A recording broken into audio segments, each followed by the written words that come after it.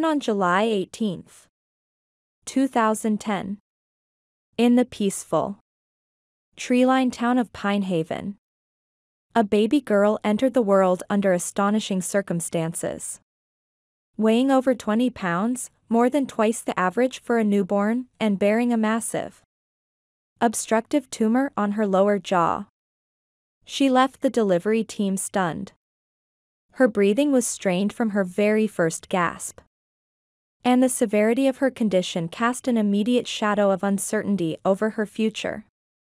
Her parents, Lorraine and Gavin, were overwhelmed. The birth had not gone as expected, and the sight of their daughter, so large, so different, struggling just to breathe, left them reeling, paralyzed by fear, heartbreak, and emotional shock. They made an agonizing decision. Without holding her or giving her a name, they walked away. They disappeared from the hospital and never returned. The baby girl was left behind, nameless, alone, and tethered to life by a few fragile breaths. 4 days. She was known only as an infant girl Doe. But in the quiet hum of the NICU, one nurse refused to let her remain a medical mystery. Margaret, a seasoned NICU nurse with a heart as steady as her hands, saw something in the child's eyes, an eerie calm, an ancient kind of strength. She gave her a name, Kintae, a word from an old dialect meaning great strength. It was more than a name. It was a declaration of who this little girl already was. From that moment on, Kintae was not just a patient. She became a symbol of hope. Margaret and the rest of the NICU team stepped into roles far beyond their professional duty. They became her caregivers, protectors, and surrogate family. They took turns singing lullabies, reading children's books aloud, and gently cradling her tiny, dimpled hands. As the tumor continued to grow, threatening her ability to breathe and feed, their care only deepened. They adjusted machines, monitored vitals, and, above all, never left her side. Despite her pain, despite the sheer enormity of what she was facing, Kintae remained remarkably serene. Her quiet, steady gaze seemed to reflect a will far greater than her size. Even as her condition worsened, she did not cry often. It was as though she understood, in some silent way, that the people around her were doing everything they could. Her extraordinary circumstances caught public attention when a tabloid headline blared, "Giant baby stuns doctors." The article focused on her weight and medical rarity, but it left out the more heartbreaking truth. She had been abandoned at birth. Her parents had vanished without a trace, no contact information, no medical history, no answers, just silence, with no legal guardians and no insurance. The hospital faced a devastating roadblock. Kintae couldn't be transferred to the pediatric surgical center that might offer her a chance at survival. Her condition was critical, but the resources were out of reach. Then, far away in New York City, Dr. Alfred Sorrentino, one of the nation's leading pediatric surgeons, read about her in a brief medical blog summary. What he saw wasn't just a clinical case. It was something deeply personal. Years earlier, Alfred had lost his own young daughter, Bella, to a rare illness. That loss had left a wound no amount of time could truly close. When he saw Kintae's photo, something stirred, an echo of grief.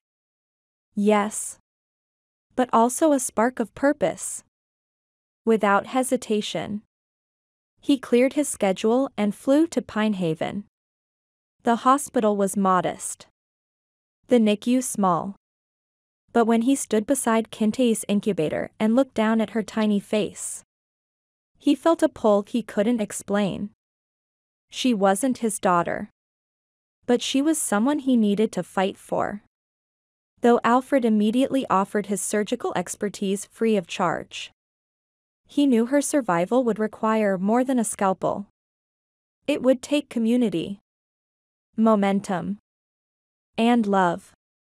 So the NICU team, inspired by her strength and desperate to save her, shared her story online.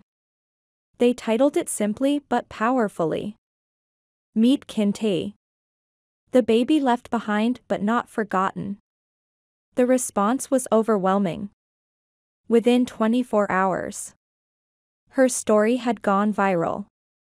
A photo of her, delicate, defiant, her eyes wide and watchful behind plastic, swept across social media.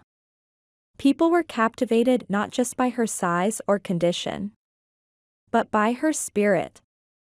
Donations poured in. In just 1 week, nearly $200,000 was raised. Letters from children, paintings from classrooms, and handmade blankets from strangers filled the hospital's mailroom. Hope arrived in boxes and inboxes. Moved by her story, a team of top pediatric specialists from around the country offered their services, many volunteering time and resources, simply because they were inspired by the life force of one little girl who had been given no chance, and who refused to give up. Still, surgery wasn't immediately possible. Kintae needed to grow stronger. For 6 long months, she battled to breathe, feed, and survive. Margaret rarely left her side. Alfred made frequent visits, forming a bond with the child that defied clinical boundaries. He learned her expressions, her tiny preferences, how she liked lullabies sung in whispers, and how she seemed to relax when he read her goodnight moon. By the 4th month, it became clear. The tumor was encroaching on major arteries. Waiting any longer was no longer an option. On a cold, overcast morning, Kintae was wheeled into the operating room. The surgical team, led by Alfred, worked for 6 tense hours. When the massive tumor was finally removed, the room fell into a stunned silence. Against all odds, Kintae had survived. Her recovery was delicate. Infection, bleeding, and other complications were constant threats. But slowly, her swelling subsided. Her breathing eased. She began to rest more peacefully. One day, as Alfred sat reading beside her bed, Kintae reached out and gently touched his hand. That single gesture sealed a bond between them, one that transcended medicine. Margaret observed the deepening connection. Kintae was noticeably calmer when Alfred was near. One evening, Alfred admitted quietly, "She reminds me of Bella. She gives me a reason to hope again." Margaret, ever wise, replied, "Redemption isn't just about a single act. It's how you choose to live every day after." Alfred began staying longer and longer, quietly shifting his life to revolve around Kintae. But then, a new challenge arose. With no legal guardians, Child Services planned to place Kintae into foster care, possibly out of state. Margaret refused to stay silent. "She's not going into a system that doesn't understand her," she said firmly. That night, Alfred walked the hospital corridors, haunted by memories of his late daughter and the thought of Kintei being sent away from everything familiar. By dawn, he had made his decision. He would adopt her. The legal process was lengthy and scrutinizing. But eventually, the court recognized his dedication and granted him full custody. On the day Kintei was discharged, the hospital staff lined the hallway, many holding back tears. Margaret gently placed Kintei into Alfred's arms and whispered, "She chose you, too." Alfred leaned in and told her, "You're going home." At his quiet home in upstate New York, Alfred's life transformed. He painted Kintei's nursery a warm, cheerful yellow. He adjusted his career to spend more time with her. Retired nurse Margaret sent frequent letters and handmade quilts. Pediatric nurse Cora joined their care team, helping manage Kintei's therapy, follow-up surgeries, and growing needs. Kintei blossomed. By age 2, she declared her favorite color was red and insisted she was a unicorn. By 5, she asked difficult questions about her early life and laughed at her own baby photos. Pointing at one from the NICU, she giggled, "I look like a potato." Alfred laughed with her and said, "The most amazing potato the world has ever seen." Their openness with each other strengthened their bond. At 7, standing before her classmates, Kintei shared her story with remarkable courage. "My mom and dad couldn't care for me, but someone else did." Her words silenced the room and brought quiet tears to Alfred's eyes. Each year, they celebrated the anniversary of her life-saving surgery as a key day, a tradition of pancakes, bedtime stories, and reflection. It was more than a day on the calendar. It was a reminder of resilience, love, and the power of second chances. To the world, she had once been a viral headline, a fleeting curiosity, a miracle child wrapped in medical marvels and online sympathy. But to Alfred, she was never just a story, she was his story. His daughter. His miracle in red shoes. The night before another critical surgery, Alfred sat quietly at her bedside, watching her sleep beneath a ceiling of paper stars, each one marking a milestone she had fought to reach. Her small hand clutched the crocheted heart Margaret had made her back in Pine Haven. It had traveled through every chapter of her life. "Are you scared?" Kintei asked softly, peeking up at him. "Only a little," Alfred replied honestly. "But you'll be there?" "Every second," he promised. With that, she closed her eyes. Safe in his arms. She always had been. From the moment he chose her, and she, in her own way, had chosen him right back. In the operating room, what began as a planned procedure quickly turned into a race against time. A vital artery had fused into the tumor's tissue, something no scan had revealed. When Kintei's heart rate suddenly dropped, Alfred froze, the ghost of helplessness flickering through him. But instinct took over. He moved with precision, leading the team. A heartbeat returned, stabilized. They pressed on, until the tumor, huge and insidious, was finally gone. When they uncovered her face, Alfred saw her full jawline for the first time. Her future, once obscured, was now clear.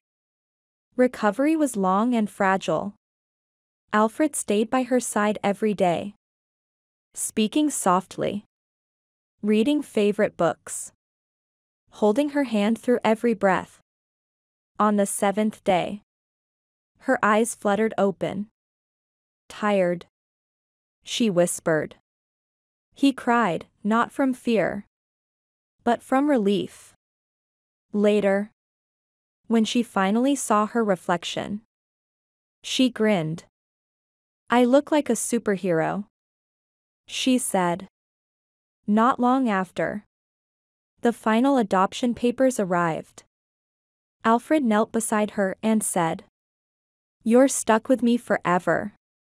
Forever ever? She asked, wide-eyed. Forever ever. They celebrated with strawberry milkshakes. And that night, Kintei hung a new star above her bed labeled Forever Day.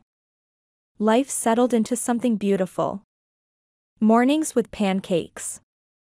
Afternoons filled with music and schoolwork. Evenings of stories and shared quiet. Alfred learned to parent day by day. Wound by wound. Triumph by triumph. Kintei, creative, fierce, and deeply empathetic, thrived. When other kids asked cruel questions or stared too long, she asked Alfred about the parents who had left her behind. They missed out on the best part, he told her. You. She leaned her head on his shoulder. I'm glad I ended up with you. On her 8th birthday, friends gathered in the backyard. Balloons dancing in the breeze. Margaret came all the way from Pine Haven. When asked what it was like to raise a child with trauma, Alfred simply said, It's like breathing, hard sometimes, but worth every second. Kintei beamed with ambition. I'm going to be a doctor, she announced. And an artist. Why choose just one way to help people?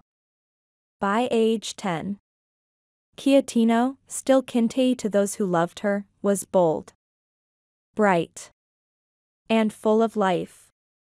Her artwork covered the walls of their home. Vivid bursts of emotion in color and form.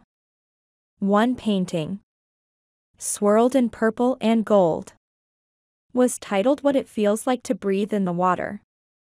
She had Alfred's calm, steady eyes, but everything else was uniquely, gloriously hers. Swimming, which had started as therapy, became her passion. In the water, she felt strong, unburdened. She joined the local swim team and stood out quickly. Alfred watched her glide through the pool, remembering the baby who had once struggled to breathe at all. Yet challenges remained. Some children asked cruel things. Some adults still stared. But Kintei met it all with quiet strength. I was born different, she told a new teammate. But I didn't stay messed up. At home, in the privacy of bedtime talks, she sometimes asked if people would ever stop looking at her like she was still that headline. Alfred sat on the edge of her bed and said, You don't have to be brave forever, just long enough to remember you already are. She nodded. I can do that. She began to wonder more about her birth parents. Do you think they think about me? She asked one evening. Maybe, Alfred said gently. But they weren't ready to love you the way you deserved. That's not your fault. I don't hate them, she said after a moment. That's what makes you powerful, he replied. Her family was here, in the creaky wood floors. Shared breakfasts, swim meets, and Alfred's unwavering love. Then, a journalist called, asking to do a follow-up story, a Where Are They Now piece. During the interview, Kintei said something that stayed with everyone who heard it. My life began the day someone stayed. When asked what she wanted people to know, She said. I'm still growing. I still swim. I want to be a doctor. And there's more to every headline than you think. The story, titled The Girl Who Grew from a Headline into a Hero, went viral. Letters poured in, many from those who had donated during her NICU days. One note read, "I didn't think you'd survive. I'm so glad I was wrong." Kintei pinned it to her bedroom wall. Then one day, a new letter arrived. There was no return address. It was from Lorraine, her birth mother. The handwriting was shaky. The message simple. She was dying. And she wanted to say she was sorry. Alfred, who had carried no hatred but many memories. Read it carefully. Then he told Kintei. After a long silence, she asked, "Do you think I should go?" "That's your decision," Alfred said. "But if you want to, I'll be there." They visited Lorraine in hospice. She was frail. Her voice barely a whisper. Her eyes welled with tears at the sight of the girl she had once abandoned. "You're beautiful," she said. "I know," Kintei replied gently. "I didn't know how to be a mother." Lorraine confessed. "You were right about that," Kintei said. Not unkindly, just truthfully. Lorraine wept, murmuring, "I thought I was broken. But it was me, not you."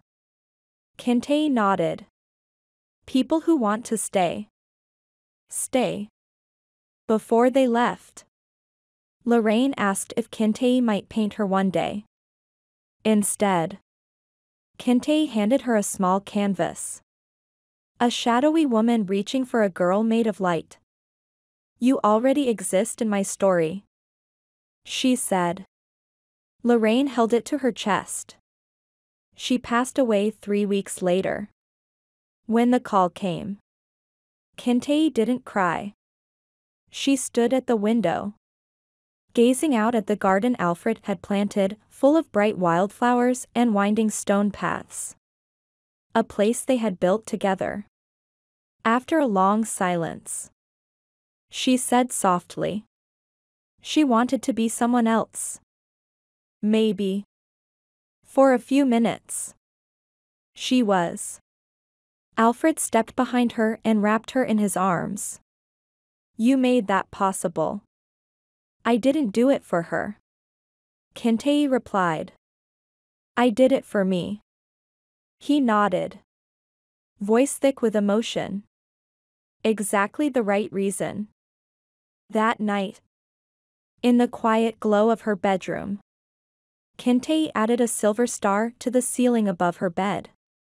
In her neat handwriting, it read, "Goodbye." Weeks later, at a state university's Youth Empowerment Day, Kintei stood tall on a stage, framed by soft lights and the buzz of anticipation. She was confident, graceful, no longer a child shaped by circumstance, but a young woman choosing her direction. "My name is Kintei Soratino," she began. 10 years ago, I was a headline, a 20-pound newborn with a tumor that nearly took my life. But that's not my whole story." The auditorium fell silent, listening. "I was left behind. But I wasn't forgotten. I survived because one person stayed. He didn't have to. But he did. And every day since, he's shown me what love looks like when it stays." As she spoke, a screen behind her lit up with images. Her as a tiny baby in the NICU. Her face peeking from behind surgical tape. Her paintings, bold, vivid, alive. Each photo told not just her history, but her growth. Your story doesn't end with the worst thing that happens to you, she said. Sometimes it's where everything truly begins. And it's what comes after that gives it power. The room erupted in applause. Not just for the words, but for the presence. The courage. The journey that stood before them. Backstage, her heart still pounding with adrenaline and pride, Kintei spotted Alfred. She ran straight into his arms, laughter bubbling in her throat. "You were incredible," he whispered, pulling her close. His voice trembled, his embrace firm. He held her like someone who had seen her entire life flash before him and bloom. "Did you cry?" she asked, tilting her head up with a teasing smile. "Only a little," he admitted, grinning. That night, as moonlight filtered through her window, a new star joined the constellation above her bed.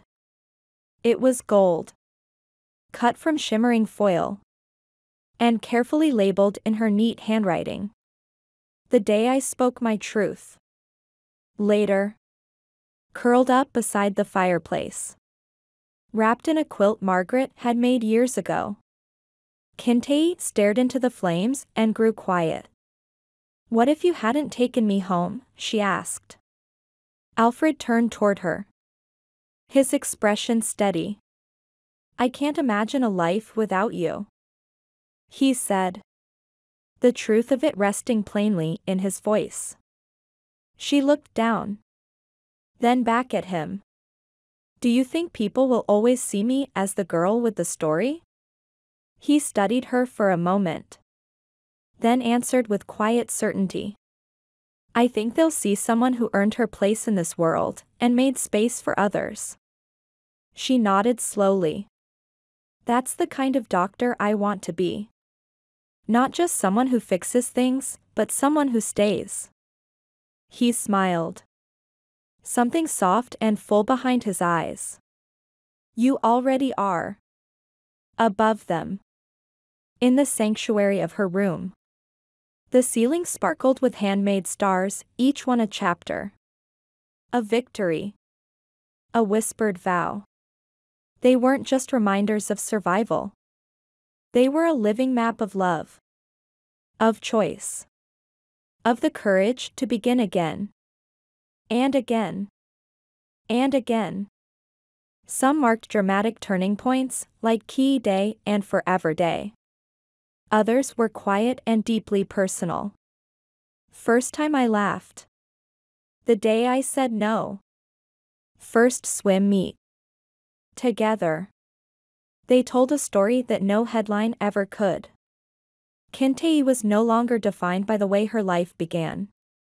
She was not a headline, not a statistic, not just a miracle of medicine. She was a life fully lived, a daughter deeply loved, a living testament to the truth that strength isn't how a story begins, it's how it continues.